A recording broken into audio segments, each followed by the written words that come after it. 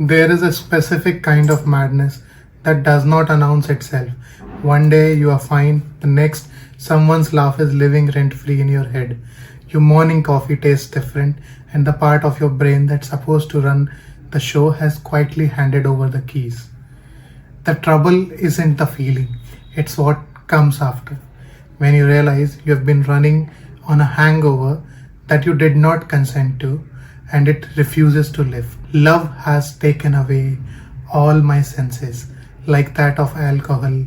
Effects of booze reside for a short period, but your intoxication doesn't want to go away. My heart keeps enjoying the hangover you created. Your twinkling eyes, your enlightening smile, your ebony hair are stuck with me like a newborn sticks to her mother.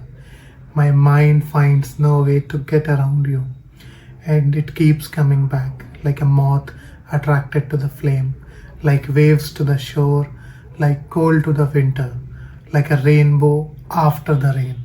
I know this isn't going to do any good to me, but the heart wants what the heart wants.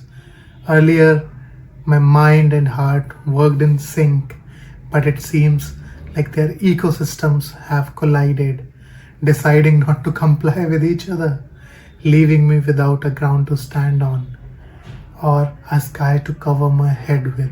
I want to read that again. Love has taken away all my senses, like that of alcohol. Effects of booze reside for a short period, but your intoxication doesn't want to go away. My heart keeps enjoying the hangover you created. Your twinkling eyes, your enlightening smile, your ebony hair are stuck with me like a newborn sticks to her mother. My mind finds no way to get around you. It keeps coming back like a moth attracted to the flame, like waves to the shore, like cold to the winter, like a rainbow after the rain. I know this isn't going to do any good to me, but the heart wants what the heart wants. Earlier, my mind and heart worked in sync, but it seems like their ecosystems have collided, deciding not to comply with each other, leaving me without a ground to stand on or a sky to cover my head with. The hangover metaphor works because hangovers have an endpoint. You sleep it off, you hydrate, you move on. This one doesn't. Schedule a time out. And what keeps it alive isn't a vague ache, it's detail, twinkling eyes, an enlightening smile, ebony hair. The poem doesn't soften into abstraction. It stays specific. That's what makes it land. Vague longing, forgettable, but a face, a real life, the particular features that stays.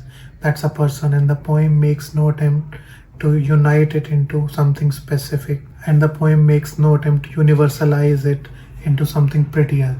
These particular things are stuck, and I can't unstick them. Then the moth to flame arrives, and it's not romantic.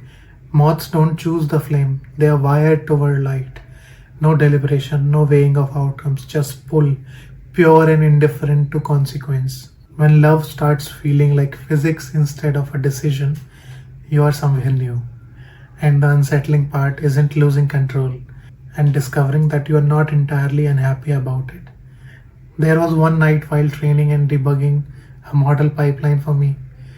4 terminals open, Databricks logs, scrolling endlessly, coffee cold for an hour, when her voice cut through the noise without warning. Not the serious conversation, not the emotional moment, just the way she laughed after interrupting herself mid-sentence days earlier. And suddenly the entire debugging session disappeared behind that one tiny memory. That's the unsettling thing about attachment. The brain doesn't archive what matters logically. It preserves texture, tone, timing, the microscopic human details you never consciously choose to keep. The poem's real subject arrives near the end. Their ecosystems have collided. Earlier, mind and heart worked in sync. That's the quiet operating system most of us rely on. Desire checked by reason, want weighed against what makes sense, orderly, predictable, safe.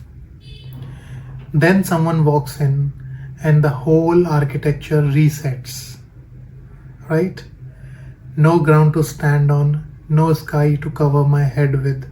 That's not chaos, it's not obsession, it's the sudden disorienting absence of coordinates, the tools you have always used to navigate your own interior.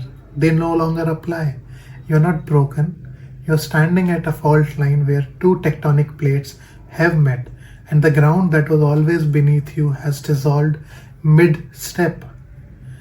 I have had nights where one side of me was building airtight arguments for distance, rationalizing, analyzing patterns, trying to reduce emotion into something solvable like bad code. And then another part of me would still reopen old messages, still search for meaning in silence, still stand emotionally in places my logic has already left hours earlier.